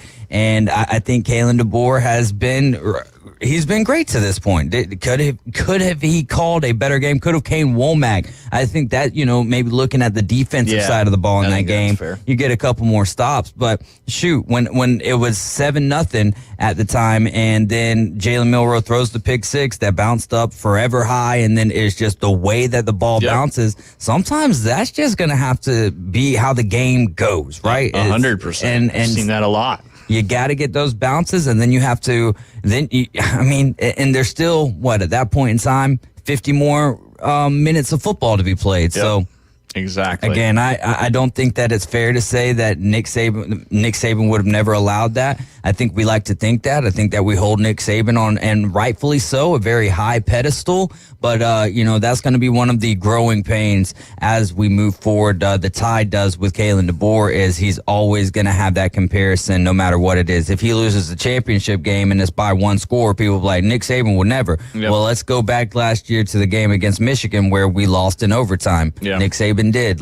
We got whooped by Clemson in a national championship game, right? These things happen. It's a part of the game. And here's the beautiful part of it is how do you bounce back? Because this is going to be something that sticks with those Alabama football players for the rest of the year. No doubt. For the rest of their lives, really. They lost to Vanderbilt. yeah, no doubt. And Nick Saban, what he was saying on, I don't know if it was Game Day or the Pat McAfee show. I think it was the Pat McAfee show, about the the atmosphere at Vanderbilt. Like that, like Nick Saban played a little part, not intentionally, of rat poisoning. Rat poison for maybe that was intentional. Maybe he was sliding a little one in there. But yeah, and speaking of discipline, Malachi Moore obviously, kind of threw a tantrum at the end of the game, kicked the ref in the leg or whatever he did through his mouth guard.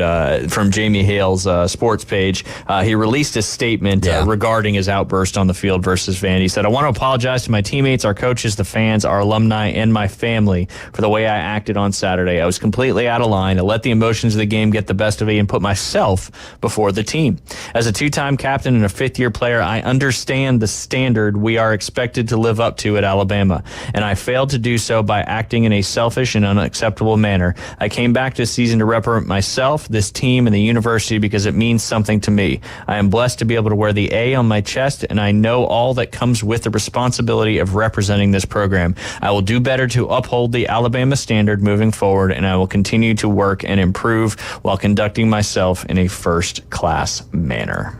And that's all you can do, man. You make a mistake, and obviously you're going to be in the limelight there at a school like Alabama or really any prominent college football school. And when you act like that, there's only one thing you can do is apologize and move forward, That's it, because everything is on video and you are going to be all over the internet when you do stuff like that. So just remember. And he was. Yeah, he was. And, kids are watching. It's one thing I always say. Kids are always watching you. You're always looking up to you. And as a college professional athlete, that's something you just always got to keep in the back of your mind. CPA. Yeah. College professional athlete. That's what it is. That's it. All right, getting back to the NFL side of things, another walk-off in the early slate of games. Another wild back-and-forth game. How about Joe Flacco? He's still got it. He's 39 years old? I think he's 39, 39 years old. If he's not 39, he's 38. Yeah, me and Joe, the same age, and, he can throw the rock a little better than I can. But, hey, he led the Colts to a 24-point fourth quarter. I want to call it a comeback, but the Jags got the best of it on the walk-off field goal from Cam Little. Jacksonville now is not, there's no winless team in the NFL now, as the Jacksonville Jaguars got that first one. They're now 1-4, and the Colts dropped to 2-3 on that one. I don't think I would have had that on my bingo card, though, that the Jags would be the last team to get a win. No, not, and I think Doug Peterson's probably happy about that as well, but man, Pierce again just had a monster game. That guy's awesome. And he was on my bench this time because last week he didn't do. It's like when Anthony Richardson's in there, it's a whole nother dynamic of these Colts receivers. And I think we talked about it with Joe Bond on Friday that, if Flacco's to start and you were debating whether to start Michael Pittman Jr. or not, I think you got your answer. But man, Tank Bigsby, another guy I had on my bench that's, had a huge, he might have a chance to take over that number one spot over ETN. 13 carries, 101 yards, and 2 touchdowns. Lawrence had a great game as well, and just enough to win 37-34. A lot more high scoring, a lot more touchdown passes, a lot more yards from these quarterbacks this past week. And then another... but real quick, Tank Bigsby, his 2 touchdown runs were very powerful runs at that. So you're liking to see that, and I like the balance that they can create with ETN and with Tank Bigsby there. Brian Thomas Jr., an absolute stud, and you're starting to see kind of the chemistry start to flow with Trevor Lawrence and with Brian Thomas Jr. But Alec Pierce, the catch where he goes up one-handed and then just kind of it falls into his lap, but to still have the wherewithal to be prepared to catch the ball. Then he catches the ball at the 2 or 3 yard line with the diving play, and then he catches the touchdown pass to tie it up, and it's just like, man, that's and some of those, like 2 of those were great throws by Joe Flacco. However, that other one was not a good throw by Joe Flacco. No. That was just great awareness on behalf of Alex Pierce. To make a play. Yeah, so it was a lot of fun watching him yesterday. I believe Cincinnati Bearcat as well. So shout out to Wright State Chris. Ooh, there you go. Yeah, Indy scored like 14 points in like the matter of a couple minutes. It seemed like on 2 huge explosive plays. But yeah, Flacco had a wonderful game. 33 of 44 for 359, 3 touchdowns, and no interceptions. How about Trey Sermon, the lead back for the Indianapolis Colts, a name that was drafted out of Ohio State several years ago, San Francisco 49ers. Now he's starting to get some action there. But yeah, Tank Bigsby, 13 carries, 101 yards. Travis Etienne, Trevor's on Georgia, had 6 carries for just 17 yards. So hey, you just never know each week with fantasy. One week it's looking good, the next week it changes and flips it on your head. Luckily, I still think, despite that, I'm going to get the dub, and I think Liam's going to get his first dub of the season. He was patting himself on the back, letting me know I chose the Broncos, the defense this week, and that's pretty much what kind of is going to, unless Raheed Shaheed scores like 36 points, which could happen. But I don't think it's going to happen against the Kansas City defense. Yeah. But hey, I don't know what's ever going to happen anymore, it seems like. Bills-Texans, another great game there. Another walk-off victory there with Kami Fairbairn's 59-yard field goal to walk that one off. Probably would have been good by like 64, too. Nailed it. That guy's a stud. But I was a little surprised on what the Bills were doing in their final possession inside the 5, throwing it on 3rd and 10 from your own end zone. And that basically left 16 seconds on the clock. They punted already in field goal range. They threw one quick pass. Boom. Field goal is good. The Texans get the best of the Bills after getting off to an early lead, 14-3. And then the Bills came back, stormed back in that 3rd quarter, and then tied it up late in the game. And then, of course, the Texans walked it off. Texans now 4-1 in that AFC South. Bills are 3-2 in the AFC East. And Stephon Diggs and Josh Allen hugged it out after the game, but there was some side-eye stuff going on as well during the game. But C.J. Stroud, the young quarterback, continues to do awesome things. He made a couple bad decisions in that first half, but hey, you're allowed to make some mistakes when you go 28 of 38 for 331 and a tutty.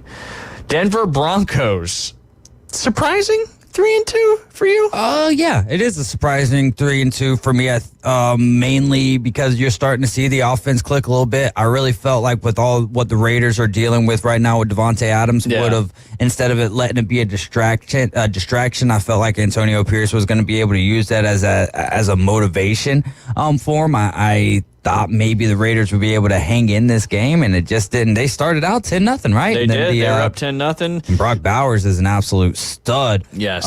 But yeah, I am surprised, especially with some of the appearances or performances that we've seen from Bo Nix to this point. But it seems like him and Sean Payton are starting to get starting to get on the same page, and I think that's great for Denver Broncos. And one thing is for certain, those Denver Bronco uniforms yesterday were clean. Yes, and Bo Nix was wearing I don't know, it wasn't John Elway. It was a number 7 from the 70s. But yeah, Bo Nix, Sean Payton kind of getting on the same page, but maybe it took a little bit of a heated exchange after they were up 20-10 in the third quarter and had to punt. Bo was kind of getting in the face of Sean Payton. Sean Payton was kind of giving it back, and afterwards, Sean Payton kind of talked more about what it was. It was Bo Nix flipped the play, and Sean Payton didn't want to do that. And then Bo Nix in the press conference basically says, "I told him I loved him, and he told me he loved me back." There you go. Hey, that's a good answer. Maybe that little excitement got him going. But yeah, Bo Nix had a decent game, 19-27 for 206 and 2 touchdowns. But the story of the day was certainly the Denver Broncos defense, who played absolutely outstanding. Gardner Minshew was on his back most of the game, and Broncos now 3-2 in the AFC West. Surprising for me, given the quarterback play started out so bad. But hey, sometimes the defense can carry you when the quarterback's not playing so good and the offense isn't moving the ball. And then once that offense starts to move it a little bit, now everything starts to come together, and the Raiders dropped to 2-3 on the season in that AFC West. And like I said, we got the Chiefs matchup tonight to see if they're going to they're going to continue to lead one way or the other, but are they going to be undefeated going into Week 6? We shall find out. Chiefs or Vikings lose first, which, I mean, Chiefs still have an opportunity tonight, but let's say that the Chiefs win. Who do you think, which team loses first? I'd have to look at the schedules, but off the top, I'm going to say Chiefs. Chiefs lose first? Yep. All right. I think they'll drop a game sooner than later. They could lose tonight, too. I don't know. Do you think, I mean, what's the spread? 5.5, I believe, last I checked. Yeah, I think it's moved. Some money's coming in on New Orleans. So I think when I looked this morning, it was at 5. Not a lot of movement, half a point. Yeah. I don't know. I think the Saints, tonight is a good bounce back night for them, right? Because they came out looking like the class of the NFL for the first 2 weeks, and then it kind of went down a little bit. They're going to have a big game coming up with the Bucs here shortly, so they got to get that mind right, if you will. Tough place to go play some football too, especially in prime time, Monday night in Arrowhead Stadium. Just a tough go. Packers and the Rams, kind of I don't want to say a back and forth game. I didn't see a ton of this one. But the Packers, I know the Rams tried to kind of come back late. Tyler Tucker Kraft, if you picked him up this past week, you were very happy as he had 2 touchdown receptions there. What about Dontavian Wicks, though? What did he do? 2 for 20, I believe, right? Yeah. Just he was I think he was the most picked up person on waivers this past week, and it was a dud. 4 points. 4 points. You get 2 points for the 10 yards, 2 points for each catch. Oh, man. It's tough, too, because a buddy of mine who I'm playing in one of my money leagues is down by 7, and he's got Worthy going. I don't got anyone else left. That's just, what? That's 3 catches and 40 yards, and you guys are tied? Yeah. That's gonna be tough because I think Worthy is gonna be maybe Patrick Mahomes makes a tackle. Maybe yeah, blows out his other receiver's ACL. Man, tough go there, tough go. All right, we'll break down the afternoon games and Sunday night football, and then we'll be previewing Monday night football here when we get back from the break. We appreciate you hanging out with us on this Monday morning. You're listening to the Inside Drive live here on ESPN Northwest Florida. Your home for the NFL. ESPN Northwest Florida. It's Monday Night Football with Derek Carr and the New Orleans Saints versus Patrick Mahomes and the Kansas City Chiefs. Running inside the pylon. Touchdown, Kansas City. Coverage starts at 6:30, kickoff at 7:15. Left into the backfield, and he is stopped. Right here on your home for the NFL and Monday Night Football. ESPN Northwest Florida. Hi folks, it's Tracy with Tracy's Fine Jewelry and Coin and Bullion Reserves. Did you know that we do more than just sell some of the finest jewelry in town? We can engrave on your wedding band, locket, Yeti cup, or almost anything. Need your watch battery changed? We can do that too. Our expert will even evaluate your coin collection. And of course, we always pay top dollar for your old gold and silver jewelry. See, there's a lot more to Tracy's Fine Jewelry than a lot of pretty sparkly things. Come and see us today at Tracy's Fine Jewelry. Golf is a game that should be fun, but to have the most fun, you need to play your best. That's where the experts at Golf Plus come in. Their friendly staff will guide you through the buying process, answer all your questions, and can help with any repairs you need along the way. Golf Plus is your custom fitting, club repair, and golf retail shop. Golf Plus staff is non-commissioned and will work with you to find the best product for your game, just like they've been doing since 1988. Golf Plus in Dothan and Panama City Beach. Fitting, repair, retail. That's Golf Plus. Bestway Portable Buildings has been your portable building specialist since 1989. Before you invest your hard-earned money someplace else, owner Jason Mulder invites you to stop by Bestway and get a quote on just about any size building. And whether you buy with Bestway or not, it's worth the trip just to meet Bestway Buddy. Say hello, buddy. Good boy. Bestway Portable Buildings, just north of Harts Marine on 231, and online at bestwayportablebuildings.com. The best in portable, period. Tell them Buddy sent ya. From the fairway to the rough. I was hoping to squeeze in 9 holes before this rain starts. From the greens to the bunker. Certainly, Your Eminency. It's the Inside Drive with Ryan and Jay from the Bill Kramer Marine and Outdoor Studio. The good Lord would never disrupt the best game of my life. ESPN Northwest Florida. And welcome back. You're listening to the Inside Drive live here on ESPN Northwest Florida. Whew, just again, thoughts and prayers for everybody in the path of Hurricane Milton. Somebody who lives in the Gainesville area just sent me a message that said maximum sustained winds are now at 175 miles an hour, where it is currently located in the Yucatan area there. So again, thoughts and prayers. If you know anybody that is in that area, make sure you encourage them to get the heck out of Dodge. No doubt about that. Before we go to our caller on the line, I do want to talk about the Niners game real quick, as we haven't got to the Niners, the Giants, and the Seahawks as well. But San Francisco 49ers certainly starting to, I think, in my opinion, feel the effects of Christian McCaffrey being gone. Not to take anything away from what Jordan Mason has done, filling in for his absence, running the football tremendously. The Niners scored 23 points in the first half to the Cardinals 10. Didn't score a single point in the second half, and they didn't have to punt one time either. That was basically because Mitch Wisnowski, our punter, kicked I think like a 25-yard field goal to end the first half. But when we got down into the plus side of the field goal just wasn't an option. So having to force the ball and just not very efficient inside the red zone. Last year we led the NFL in red zone scoring efficiency. Going into this game, we were just 8 of 16 inside the 20, and we went 1 for 6 yesterday with a fumble. Unfortunately, we were driving down to hopefully put that game away, and Jordan Mason had the ball stripped away as he was tied up. Where's Jimmy G when you need him? Where is Jimmy G? He is never going to play a starting role again. That is for sure. But yeah, I mean, and that gets me to the point now that they're 9 for 22 inside the red zone. And last year against the Cardinals, in 2 games, they were 9 of 9 with touchdowns on every drive. Jake Moody suffered a high ankle sprain. That certainly hurt. But the dynamicness of Christian McCaffrey and what not only as a running back, but what he brings as a pass catcher. He can line up in the slot. He can line up as your X, your Y. He can come out of the backfield. That, I think, is what, I mean, obviously he's one of the best backs in the game, and that's what's, I think, inhibiting us of getting the ball in the end zone more often. And I think that's the difference between last year and this year. And hey, injuries happen, so, we got to deal with it, but we have a huge game coming up against Seattle on Thursday night. Winner of that game will actually be leading the division in that one. So big game coming up. They got to figure out some of those red zone efficiencies. Hopefully, and Ricky Pearsall too. We got to get him back at some point too. Dre Greenlaw, Hafunga's come back after the ACL. He's gotten hurt twice now.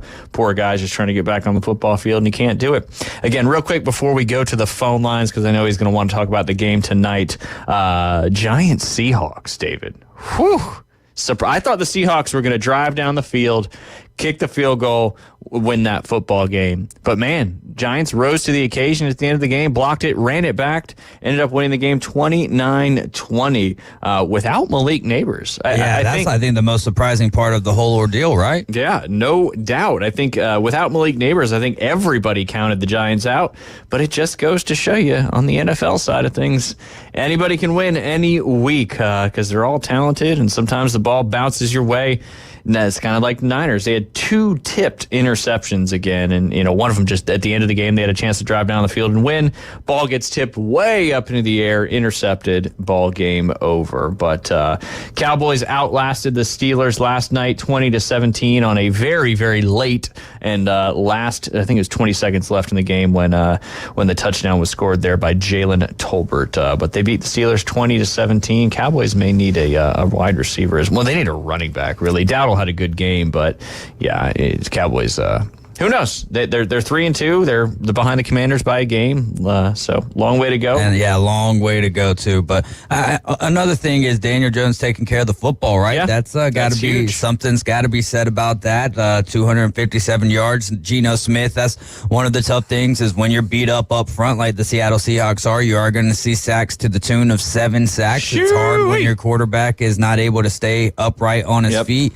But yeah, kudos to the Giants because I think after that game on Monday Night Football for the Seahawks last week, where it was like, man, they did all this with injuries, and and the Lions played almost a perfect game.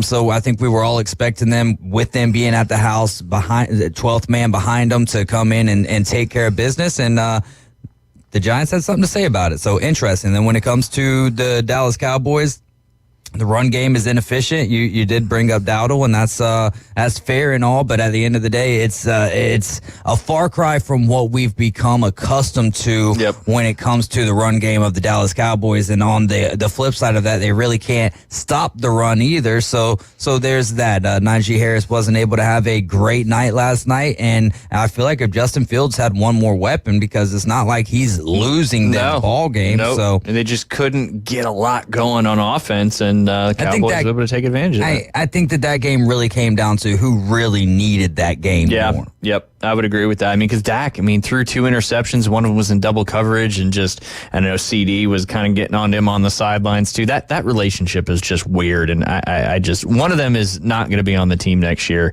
and I'm going to guess it's the one that's under center more often than not. A little hot take there earlier. You think that the Cowboys would hold on to Dak Prescott? CeeDee Lamb over Dak Prescott? I don't know. Well, no, he signed the extension. Yeah. Never mind. All right. That's why I was like, I don't know about if he that. hadn't signed the extension, then I would have said that. Yeah, that makes more sense. But we got a huge Monday Night Football game coming up. Can the Chiefs stay undefeated? The New Orleans Saints, like you said, David, 2 huge first games, kind of came back to reality the last 2 games. But we got our resident Saints fan on the line. Travis, are you ready for Monday Night Football?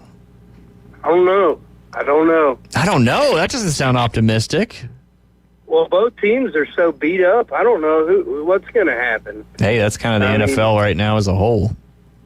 Rashee Rice is beat up for the Chiefs, and we just had a new injury today, or a couple of days ago, with Pete Warner, and Willie Gay's out. There's just so many injuries, and that's not a good duo right there to be out, especially against the Chiefs. But it's going to be fun, though. My wife is for some reason, Chiefs fan. Bandwagon. I'll tell you why. Yep, pretty much. There you go. They started winning, so she just started liking them. Yeah. She likes Travis Kelce and Patrick Mahomes. That's pretty much the only 2 players she knows. I was going to say, It's like 80% of people. Yeah, yep. It's like Bama, you got all the people that have been there forever. You got Kansas City, all the people that have been there forever, and then you got the ones that latched onto the choo-choo train in the last 15, 20 years or so. Speaking of Bama, and I actually wanted to call earlier to put this in, and y'all might have, I was in house dealing with a customer and all, but I was gonna say y'all were saying Nick Saban would have never lost that game. No, I Maybe asked. that's not true. I asked I asked David, what do you say to people that say that Nick Saban would have never lost that game? Because I agreed with what David's answer was. Well, maybe he would have lost that game, but I'll tell you one thing he would have never done, and that's keep Malachi Moore out there on the field after he threw a tantrum in garbage time. I don't know if y'all saw that. Yeah, we discussed it. That was basically the last play of the game, wasn't it? It was. Yeah, it was the kneel down. But yeah, no coach was going to keep him on the field after that. I read his statement of him apologizing and all those things. But yeah, he's a fifth-year guy, team captain twice, and he apologized for letting it get it to him. I'm pretty sure that Nick Saban would have walked on the field himself and snatched him by his face mask. And that's probably a reason why Nick Saban's not coaching anymore either. It does have something to do with that. That's for sure. And that's the one thing that I think that we can say that, the leash has kind of been let off. Kalen DeBoer is trying to find his own way here. Yeah. It's tough. You've seen from those players. I mean, we see it across the board, right? Players doing more, I don't want to say nefarious, but it's just more of a player-centered world that we're living in when it comes to college football. Like even a couple of times, I can't remember which game it was, but there was a game where at the end you got two Alabama players doing backflips after the win. It's like, all right, maybe that's not the best way to go about handling business, if you will. So I think when he gets that all ironed out, then we'll see how it works. Luckily, it's not an early loss, but we'll just have to see. The playoff chances now for Bama is 71%. So. Oh man, it was like 99 before, right? Can always change. My question is why in the world? Like I would get it if Malachi Moore started doing that whenever it was like the third quarter or something, and you leave him in there, and you need him. But on a couple kneel downs, if I were Kalen DeBoer, I would have took him out. Not necessarily he's in trouble and everything, but he needs to calm down. Just go sit down and chill out. It just made the team look bad. Well, and he took responsibility for his actions. And, I'm not condoning that behavior, but on the flip side of that, you're on Alabama. You've been on this powerhouse team because how long has he been on Alabama? What, fifth year? So he's been with Alabama for 5 years. He is used to pretty much nothing but winning. Now they've lost, in the playoff and in the SEC championship a couple times, stuff like that. But it's a common case of you overlook your opponent and you get punched in the mouth by a halfway decent team, and he's never probably experienced that before. And again, I'm not defending the behavior at all. Trust me, I coach young kids. We don't put up with that kind of stuff. But he's never been in this situation before because it's Vandy. It's not losing to Georgia. It's not losing in the playoffs. And his emotions just boiled over and got the best of him, and he threw a grown-up tantrum on the football field. So, and he did the right thing by apologizing and saying all the things he needed to say. So, should he have done it? Absolutely not. Should the coach have done something? Maybe. But I can understand why in this very specific situation that it happened to Malachi. Yeah, I don't know. Like I said, if I was the coach, I would have set him down. Oh, I'm sure he did. It's all good. Yeah. Well, pull him from the game before he's already slammed the guy's helmet down. He's over there, literally just walking around throwing a tantrum. It was wild to see. It was like at this point, you don't need him. It's just a couple kneel downs. You're not doing anything. Just sit him on the bench because he needs a cool down time. Yeah. He needs a timeout. Well, sometimes too you need other players on the team. I know he's a captain and a fifth-year guy, but sometimes you need other players on the team too to hold other people accountable for acting like that. But again, in that situation, you're like, oh my God, we're going to lose to Vandy. This is not good. Yeah. So, but I understood. Yeah, absolutely. But it just seems like as a coach, when your players get out of hand, they need to be set down for a few minutes and just have time to grasp a little bit of, when you get so mad and you start kicking things and getting aggravated. You know, you're not in your right mind as far as that goes. You're just kind of your emotions are in control. Yeah. Yep. Yeah. He needed to go over there and get in that cold Gatorade bath with Vandy's head coach. That would have cooled him down. All right. Flipping back to tonight, we only got 2 minutes. The line is back to 5.5. Saints are getting 5.5 on the road at Arrowhead, over under 43.5. Travis, what do your Saints got to do to win this football game? Well, Kamara is being used a lot. I think they should continue to do that. Get back to throwing it down the field. Like, I don't know. The first 2 games, it was like, you know, Carr would bomb it at least once or twice a drive, depending on how far that got. And now it's like he's scared to do it again, and it doesn't make no sense to me. So they got to get Shaheed running down the field or Olave, and he's just got to throw a big one like he has been doing instead of just. Well, and that starts with their offensive line, right? Giving him time against this formidable Chiefs pass rush. I think the key, really, as it always is in most games, is Derek Carr going to have protection to let these routes develop and get the ball downfield, and is Kamara going to be able to run against that front? Because if you can get Kamara going early in this game and kind of get that run game moving and get the play action, that's going to be the key. And again, it's matchups too, right? The Cowboys defense really isn't that good. The Panthers defense, obviously, that's the Panthers. The Eagles game, I was a little surprised because the Eagles secondary really hasn't been very good this year. And then the Falcons game, that was just a tough comeback there. But I think you guys have. That was a mistake. Yeah. That was a game of gave it away of mistakes. It wasn't that the Saints or it wasn't that the Falcons won that game. It was more the Saints lost that game because there was no skill, so to speak, that other than the kicker that really pushed them to win. Hey, Travis, that's the music. We've got to go. I say the Saints win on a walk-off field goal, and we'll find out tomorrow morning. Jay will be back. We appreciate you guys hanging out with us on the Inside Drive. Afternoon Underdogs coming up at 4. We'll see y'all tomorrow.